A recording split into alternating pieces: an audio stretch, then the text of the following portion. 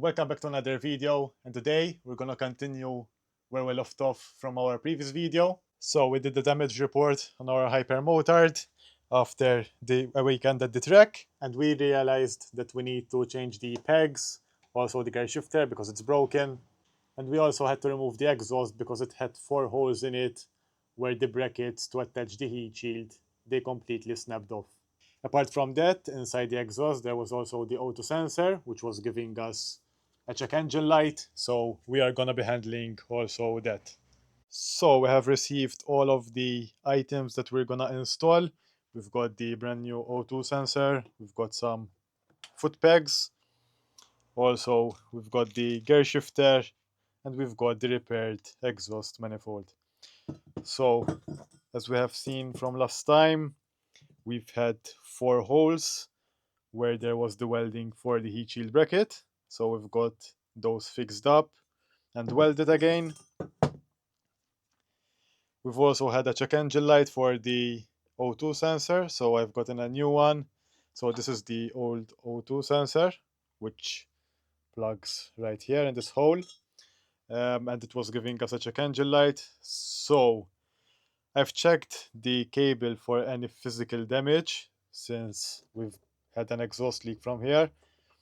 We thought, it might have burned the wiring because of the open flame. But as far as I can tell, there doesn't seem to be any visible damage on the wiring. There is a small little cut there, but I don't think that was affecting the wiring at all. But yeah, anyways, this is a cheap replacement, so I'm just gonna be replacing altogether, and we'll see if that fixes the check engine light. Also, with the new foot pegs, we're supposed to have a bit more clearance. As you can see on the outer edge, it's very thin, so that should give us more clearance when leaning. When I remove the original foot pegs, we will compare them with the new ones. So I'm gonna start off from the pegs and the lever because they're the easiest. So for the lever, we're just gonna remove these 2 Allen bolts and the lever should come right off. Then obviously just replace with the new one, same procedure. For the pegs, we're gonna remove the retaining clip at the bottom, slide this pin out, and the peg should come right off. Don't forget, there is a spring inside, which we need to also reattach.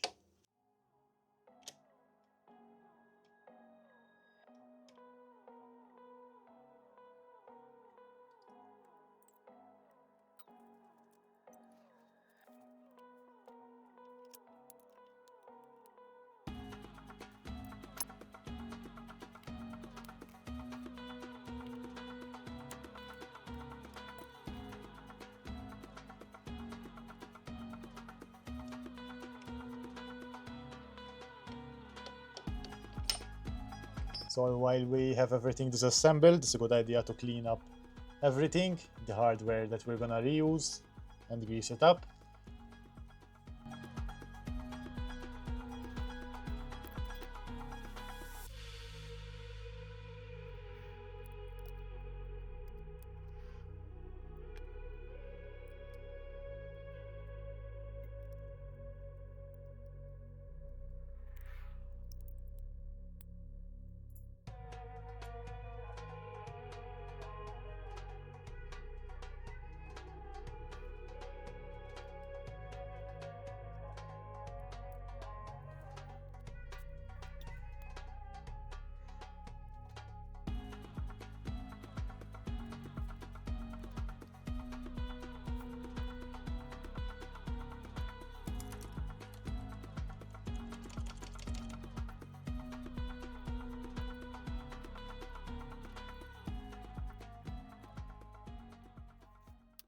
So unfortunately, the right hand side peg, I can't remove the pin because of the engine case cover, so I'm gonna have to remove this.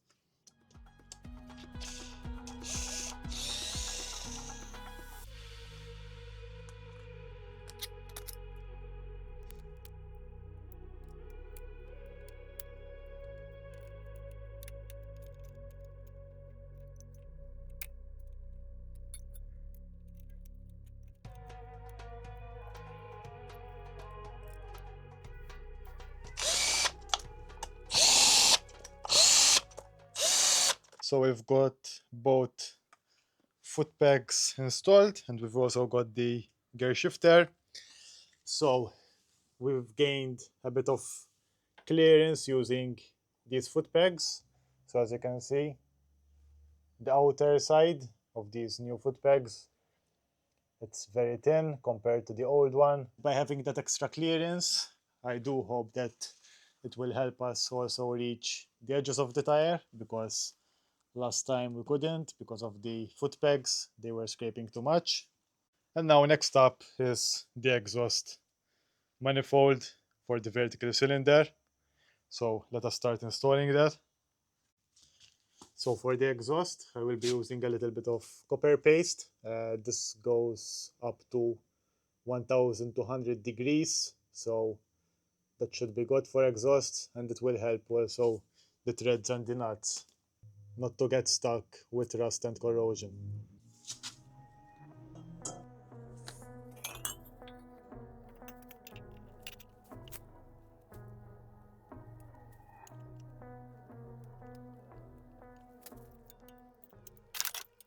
Honestly, working on the vertical cylinder, it's a nightmare because it's not really accessible.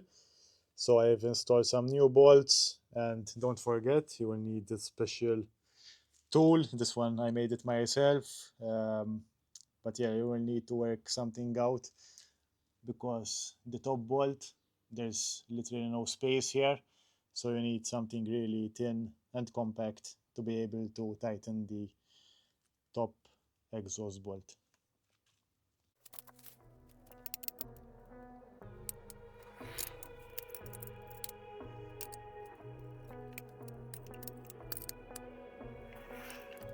Once we've got the exhaust manifold installed, we are gonna start installing the heat shield, and after that we're gonna install the auto sensor. So the heat shield must go on before the auto sensor, or else you won't be able to install the auto sensor because you won't have any clearance because of the heat shield.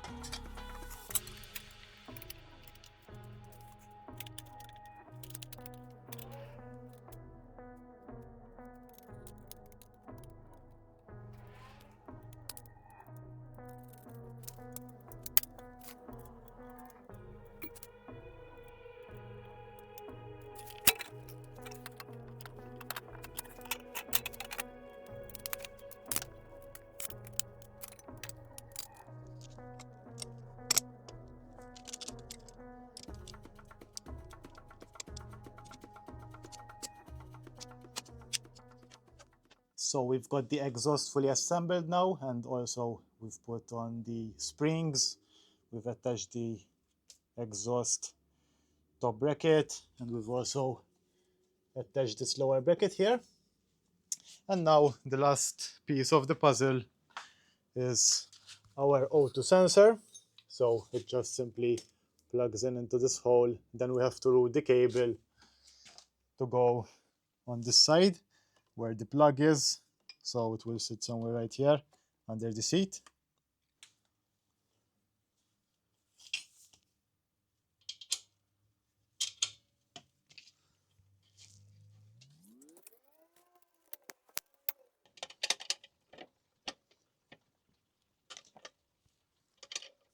And now we'll start routing the cable to the other end.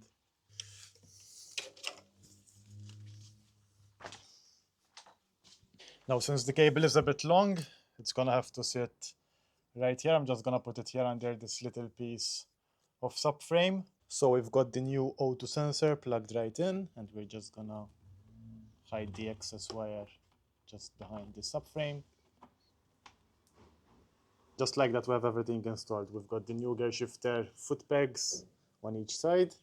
We've also got the fixed manifold installed, the heat shield, and the new auto sensor. The last thing we're gonna do is start up the bike and make sure that everything is working.